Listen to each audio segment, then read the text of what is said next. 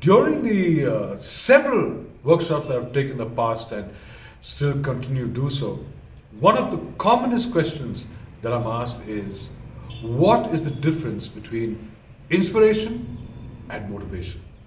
And I realize that many people see it very similar to each other, but actually there's a radical difference between the two.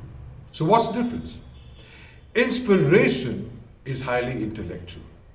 It's about inspiring your mind to think of new things, to bring in amazing innovations into whatever you're doing.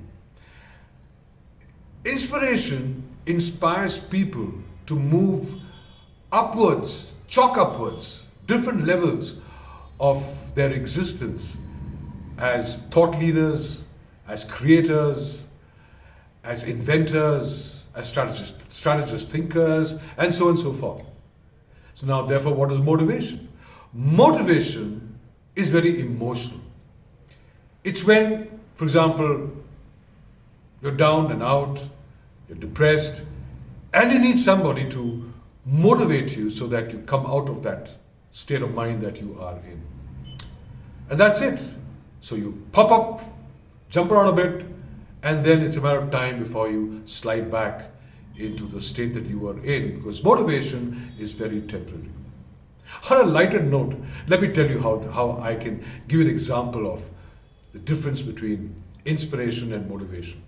For example, if you had to send across an idiot to me and say, can you inspire him? Chances are that I'll probably return him back to you as an inspired thought leader. But if you brought the same idiot to me and said, please motivate him, the only thing that's going to happen is I will send him back to you just as another motivated idiot. Well, that's the difference between being inspired and being motivated. Well then, this is Anand Nair, signing off for now, and I'll be seeing you very soon.